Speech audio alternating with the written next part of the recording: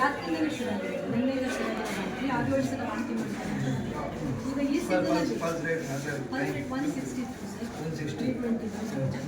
So ಈ ಸೀಸನಲ್ಲಿ ಈಗ 3 ದಿನ ಜ್ವರ, ಅದರ ನಂತರ ಈ ಥರ ವಾಂತಿ ಶುರು ಆಗೋದು ಮೋಸ್ಟ್ಲಿ ಡೆಂಗು ಫೀಚರ್ಸ್. ಅದಕ್ಕೆ ನಾವು ಡೆಂಗುಗೆ ಸಂಬಂಧಪಟ್ಟ ಟ್ರೀಟ್ಮೆಂಟ್ ಏನು ಶುರು ಮಾಡಬೇಕು, ಡಿಹೈಡ್ರೇಷನ್ ಆದಾಗ ಏನು ಶುರು ಮಾಡಬೇಕು, ಅದರ ಫ್ಲೂಯಿಡನ್ನು ಶುರು ಮಾಡಿ ಆಂಟಿಬಯೋಟಿಕ್ಸ್ ಮತ್ತು ವಾಂತಿ ಆಗಿರೋ ಇಂಜೆಕ್ಷನ್ ಕೊಡಬೇಕಾಗಿರೋ ಏನಾದರೂ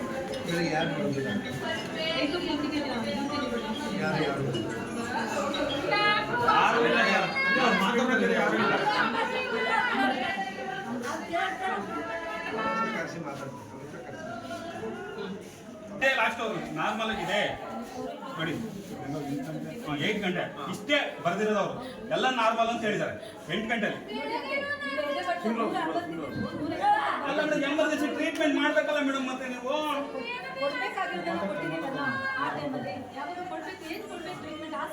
ಓದಿ ಡಾಕ್ಟ್ರು ಬರ್ಕೊಟ್ರಲ್ಲ, ಅವರಾದ್ರೂ ಏನೋ ಒಂದ್ಸರಿ ಬಂದು ಚೆಕ್ ಮಾಡಿದಾರ.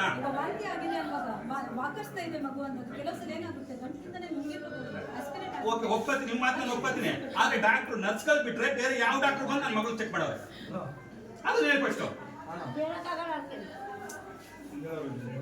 ನಾನು ಬಂದು ಟ್ರೀಟ್ಮೆಂಟ್ ಮಾಡಿದೆ ಅಂದ್ಬಿಟ್ಟು ಜ್ಯೋತಿ ಮೇಡಮ್ ಇವಾಗ ಬಂದು ಹೇಳ್ತಾವ್ರೆ. ಅಲ್ಲಿ ನೋಡಿದ್ರೆ ಇವಾಗ ನೋಡಿದ್ರೆ ನಾನು ಅವ್ರ ಹತ್ರ ರಿಪೋರ್ಟ್ ತಗೊಂಡಿದೆ ಅಂತ. ಅದು ಯಾವಾಗ ಬಂದಿರೋದು ನನ್ನ ಮಗಳು ಸತ್ ಮೇಲೆ ಬಂದು ಇವರು ಟ್ರೀಟ್ಮೆಂಟ್ ತಗೋತಿರೋದು.